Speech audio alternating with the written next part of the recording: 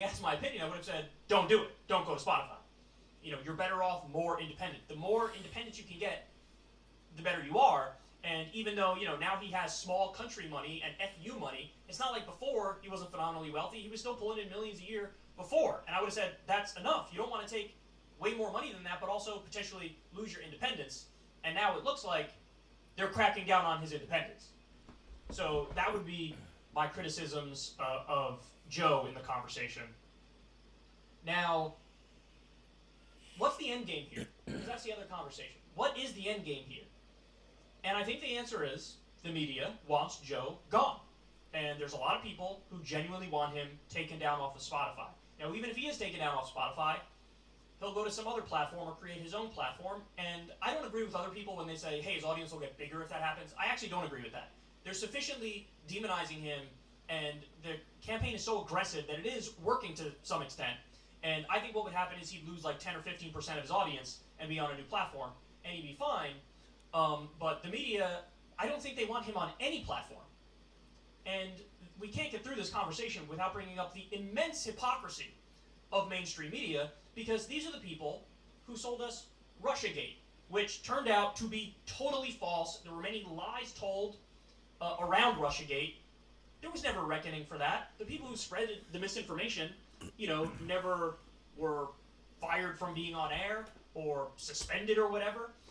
They sold us the Iraq War. I mean, that was a lie that led to the deaths of hundreds of thousands of innocent civilians and led to torture. And the people who pushed the Iraq War ended up getting promoted. The people who were against the war were the ones who lost their platform, like Jesse Ventura, like Phil Donahue, and others. It was mainstream media that sold us this financial crisis. They pretended like, no, it's okay, there's not going to be a crash. And then there was a giant crash. They were giving investing advice, saying, no, keep investing and you're going to be fine. And then everything went belly up. These are the outlets that sold us the whole Jussie Smollett thing. I saw that story. I'm a lefty. I didn't touch it with a 10-foot pole because I thought, that seems fishy. They went all in on that. That was misinformation. Nobody ever... Hey, Randy. Accountability over that. Wow, CNN you're the first person to say anything. Cuomo scandal, where they were, fluffing him up on air and treating him How like is the a hero. connection, At the same bro? time, he signed an order to get COVID-positive patients back into nursing homes, which led to countless deaths. I mean, the list goes on and on. I can sit here all day and do this. Joyanne Reed was caught with very homophobic old blog posts, and she said, I was hacked, and somebody put it in there. Hacked? It was in the Wayback Machine. It was archived. What are there, time-traveling hackers? There was no accountability for that. NBC just hired a guy by the name of Stephen Hayes. Stephen Hayes wrote the book saying that Saddam Hussein worked with Al-Qaeda, and that's why we need to do the Iraq War. That is a total lie, based on no evidence. Homeboy wrote a book on it, and he just got hired by NBC. These are deep purveyors of misinformation. Deep purveyors of it. Even on the issue of COVID, early on, Dr. Fauci said, hey, masks don't work at all. Don't wear a mask. Well, come to find out, that's not true. N95 masks work 95 to 99% of the time. A KN95 masks work pretty well, too. Cloth masks don't work as well. They only stop 37% of particulate matter, according to a study that came out of Bangladesh. But he said masks don't work and don't wear a mask. And then very soon thereafter, it was viewed as a fact that you should wear a mask and it'll help protect you from COVID-19. They laughed at the idea of the lab leak theory and called it a conspiracy. Come to find out, that is possible, if not likely, as to how COVID spread. So even on the topic that they go after him for, they spread misinformation just as bad, if not worse. So they want him gone. And the point here is to make Joe super toxic to normie Americans and more apolitical people and people who don't already watch him. And effectively, this has the chilling effect of maybe forcing him to censor himself, because now he's going to walk on eggshells knowing that everybody's going to parse through every single specific thing that he says, and it's an attempt to make the show not what it's supposed to be. And then the other thing is, what's going to happen? Is there ever going to be the next Joe Rogan? The next, podcaster who's really doing their own thing and having these broad conversations? First of all, no company's going to touch somebody like that with a 10-foot pole, and you don't have to be crazy to be open and uncensored like that, because eventually the hammer's going to drop on you. So it has a chilling effect on Discord. So, on discourse, excuse me. So, there you have it. That's what's going on right now with Joe Rogan. That's the entire scandal. And, look, man, I was censored. My podcast from late 2018 was banned. I'm not okay with that. I'm not okay with that. And this is what happens with censorship.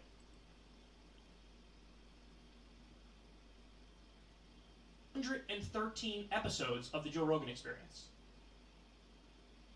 Now, the normie perception of this, and the perception, even CNN, they said this on air, and it's not true. The normie perception is, oh, they're just pulling down the episodes where he uses racial slurs.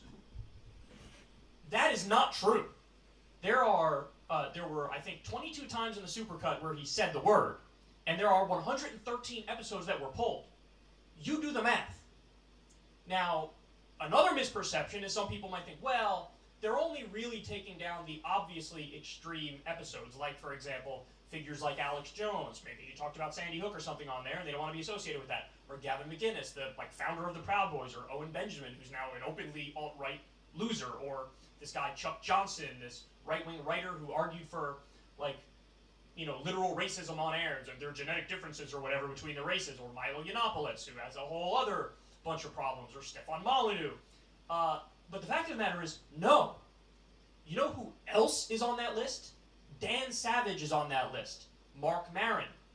Duncan Trussell, a hippie comedian who's to the left of me. TJ Kirk, the amazing atheist, he's on that banned list. Bill Burr is on that banned list. These are all people whose politics, at the very least, lean left. Some of them are pretty far left. And then you know who else is on that list? Yours truly. I made the list. So I've been on Joe Rogan's show 5 times. 4 of those episodes are still up. At least for now. We'll see what happens as time moves on. But the late 2018 appearance that I did on Joe Rogan's show, after I was at Politicon, and I did some debates, and I was on some panels with some Daily Wire people, and I aggressively questioned Chris Christie, and there was a clip that I debuted on Rogan's show that was that. They pulled down that episode. So the episode number is 1187, and I was trying to figure out, Crystal and I were talking about this for a while, trying to figure out, why on earth did they ban it? How could they ban that? Why would they ban that? What exactly was said in the podcast? Now, thankfully, so there's bits and pieces that are still up on YouTube. By the way, thank you. Credit to YouTube for being less censorious, at least on this front. And there's also some other random podcasting outlets that still have it up. So I went back and I listened to the podcast. So here are some of the things we talked about. We, ironically enough, talked about a social media purge that had just happened right before I went on the podcast. There was the Free Thought Project was banned, I think, on Facebook, and then you had Police the Police, which is a police accountability group that was banned, and there was a whole bunch of anti-war outlets that were banned. So we talked about that, and we talked about the slippery slope and the problem with that. And by the way, in the context of that conversation, one of the points I make was Alex Jones was just the tip of the spear. He was like the test case, and nobody likes Alex Jones in polite society. So after he's gone, well, next thing you know, you just open the door, and all of a sudden you're going down to who? Me getting banned, and whoa, would you look at that? So we talked about that. We talked about legalizing marijuana. We talked about the drug war and drug cartels in Mexico. We talked about how the Dem Party needs to be reformed, and I went into detail about what I think Democrats need to do. And on and on and on and on and on and on and on and on and on and on and on. And his fucking show with Joe Rogan got pulled down. And he's very sad about that. That's what happens, Kyle. That's what happens when you ignore people that are telling you they're getting censored and you don't give a fuck. Because you're next. And now it's happening to you.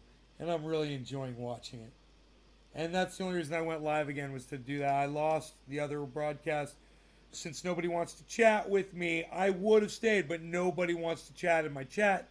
I will cut this one short. Randy, thank you for chatting in my chat. Everybody else, I don't know why the hell you guys aren't chatting.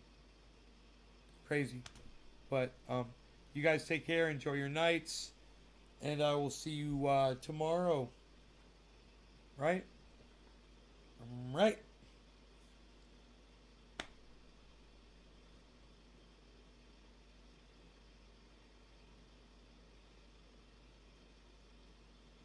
Why is Randy the only person in my chat who can chat?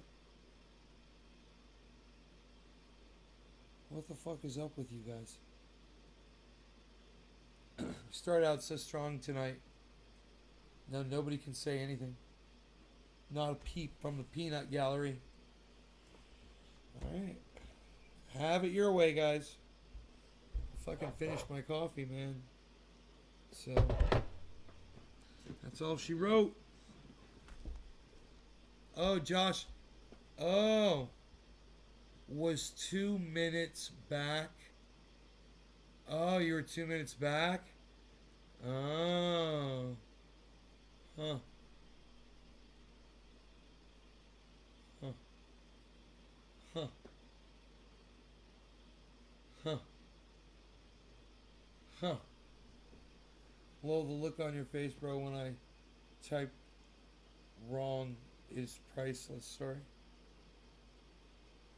Cheers. So much better. Keep it open. No, I don't care how you type keep it open. That was my response to seeing Josh G. That was my response to seeing Josh G come in.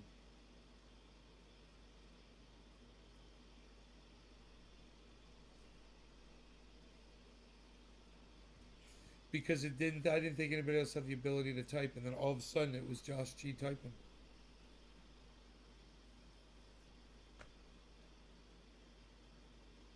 Sorry, Randy. Sorry, it wasn't about you, bro.